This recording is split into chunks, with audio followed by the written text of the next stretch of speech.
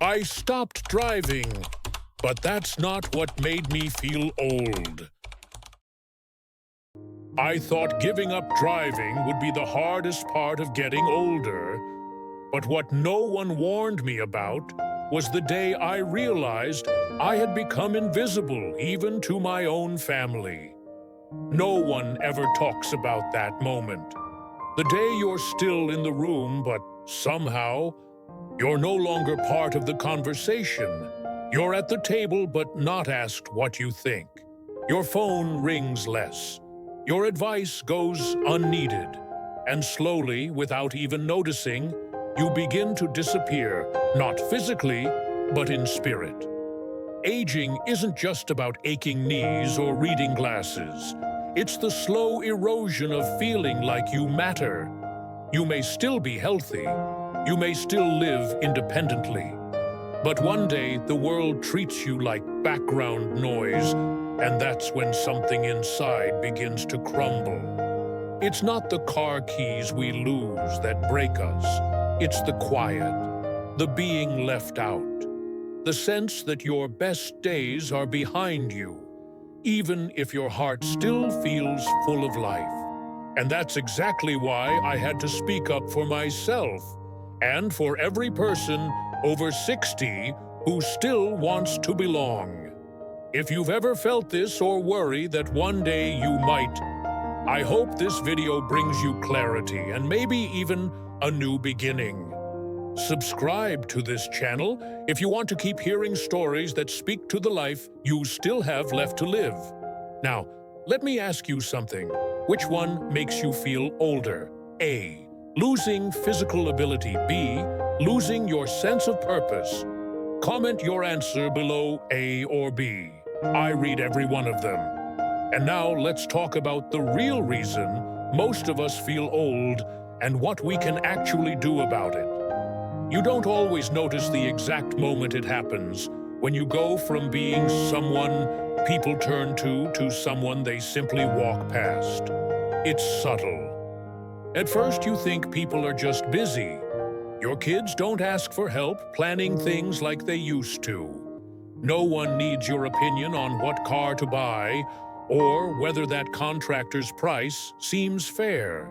Birthdays get quieter. Conversations move faster, too fast for anyone to stop and ask, "What do you think?"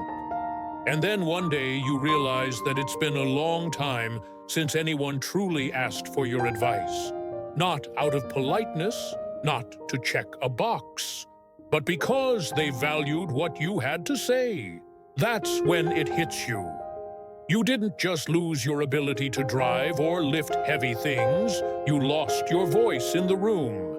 This happens to so many of us after 60. And not because we don't have anything left to offer, but because the world forgets that wisdom doesn't always speak the loudest. It speaks with patience, with lived experience, with the quiet knowing of someone who's already been through the storm.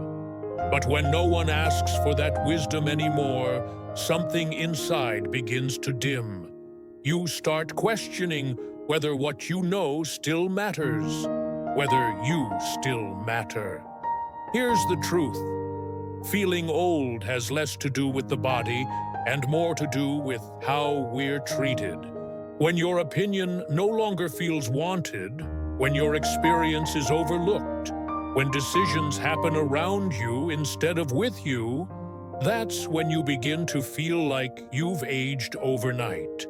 And if you've felt that you're not imagining it, studies from the National Institute on Aging show that seniors who feel socially ignored or dismissed are far more likely to suffer cognitive decline and depression, not because their brain is weak, but because their worth is no longer affirmed by those around them.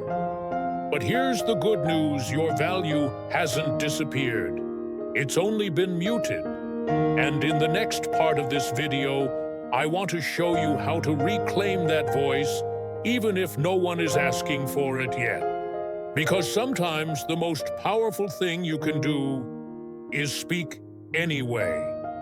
There's a moment, often quiet and unnoticed, when you stop being asked for advice, and then you stop offering it. Not because you have nothing to say, but because you begin to wonder if it still matters.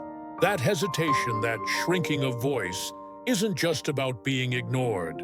It's about something deeper, the loss of purpose. We often talk about aging in terms of what we lose physically, our flexibility, our speed, our eyesight. But the more dangerous loss isn't visible. It's internal. It's the slow fading of a reason to get up in the morning. Strength can be rebuilt. Muscle can be regained. But when purpose slips away, it takes with it your motivation, your confidence, your sense of identity. I've seen strong men who survived wars, raised families, and built businesses fall into quiet despair, not because their bodies gave up, but because no one needed them anymore. They weren't contributing. They weren't guiding. They weren't useful. And that feeling of being forgotten while still alive is what truly breaks people. Purpose is what makes pain tolerable. It's what gives structure to our days and meaning to our routines. When you wake up knowing there's someone who's counting on you, even for something small, it lights a fire that medicine can't replicate. After retirement, many of us think we're supposed to rest. But rest without purpose becomes stagnation. And stagnation is just slow erosion of the mind, the heart, and the will. But purpose doesn't have to be grand. It doesn't have to mean working a job or saving the world. It can be making a phone call to someone who feels alone. It can be sharing a memory with a grandchild. It can be growing tomatoes and gifting them to a neighbor. It can be teaching someone how to fix a broken cabinet or comforting someone who just lost their spouse. Purpose lives in contribution, in offering something that only you can offer, because no one else lived your life, learned your lessons, or carries your stories.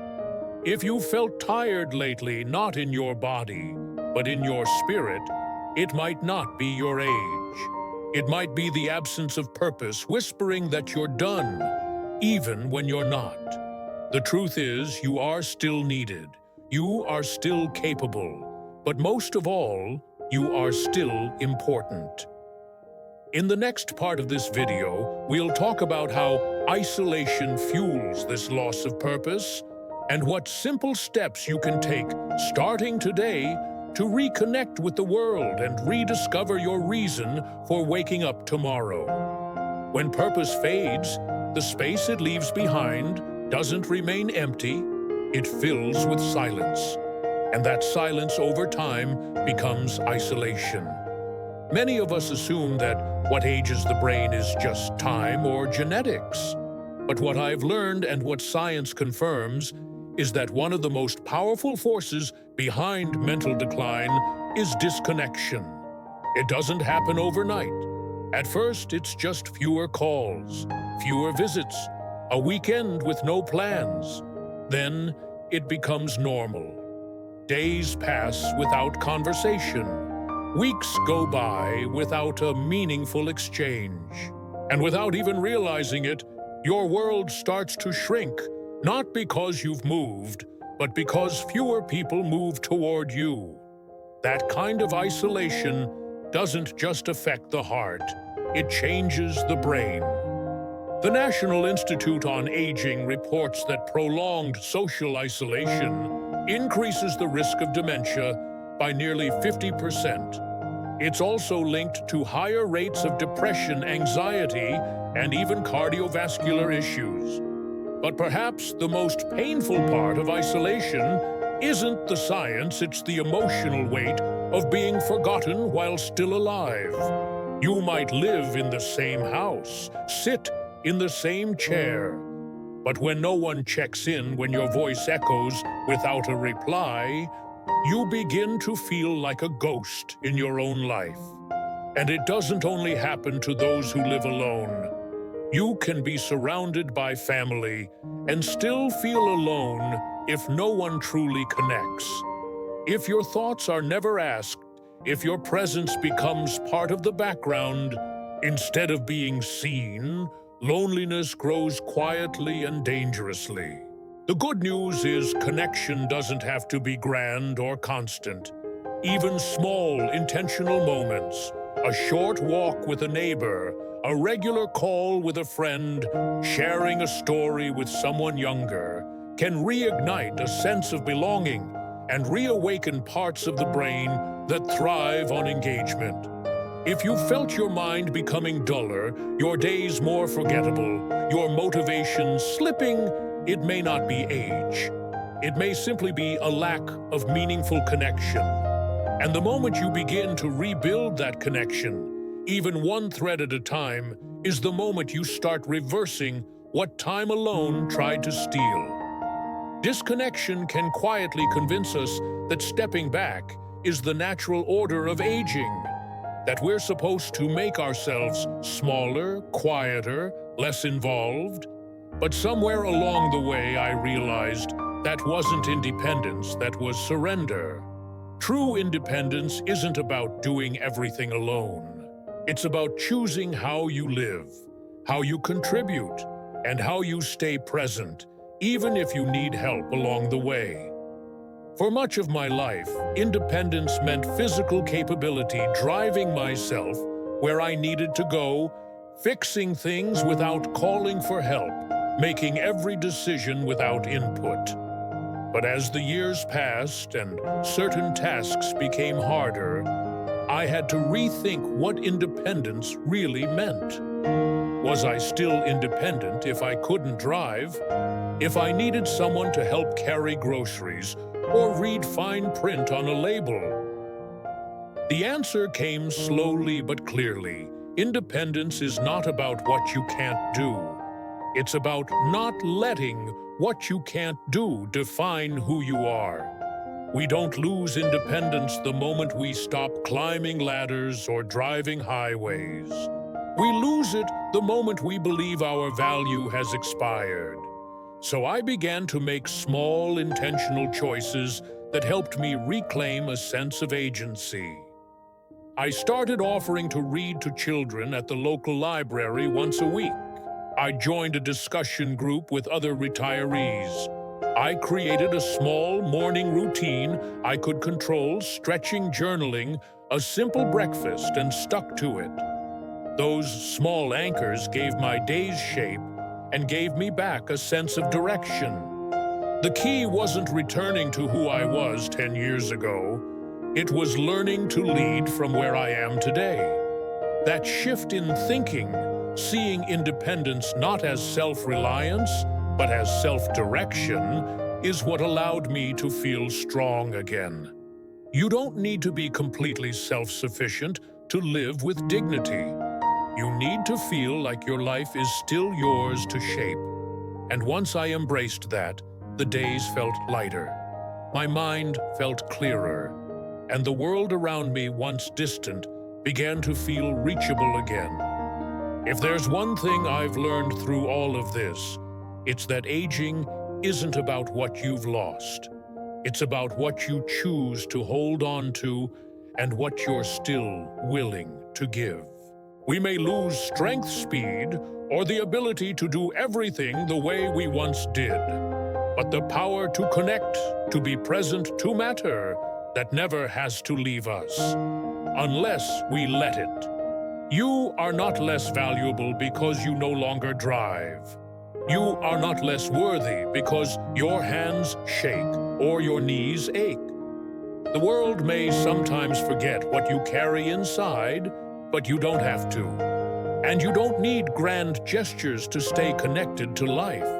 You only need a reason to wake up with intention. It could be something as simple as calling someone who might be lonely, writing down a story from your youth, sharing a meal, or listening, really listening to someone who needs to be heard. These small choices bring meaning back into our days. They remind us that purpose is not reserved for the young and that independence can be redefined, not lost. You have more to offer than you may realize, not someday, today. So start with one small act this week. Reach out, speak up, be seen. Because even if no one asked for your story, it's still worth telling. Now I want to hear from you. What is one thing you still want to give to the world, no matter your age? Share your answer in the comments. Whether it's wisdom, kindness, time, or presence, your voice matters here. If this video made you feel understood or sparked a thought you hadn't considered before, please subscribe to this channel. We create these videos with care for those who still want to grow, reflect, and live fully after 60. And if you'd like to support us in making more of these heartfelt stories and reflections, you're welcome to contribute through the link in the description. It's never expected, but deeply appreciated. Thank you for spending this time with me. You're not alone on this path, and you are far from done.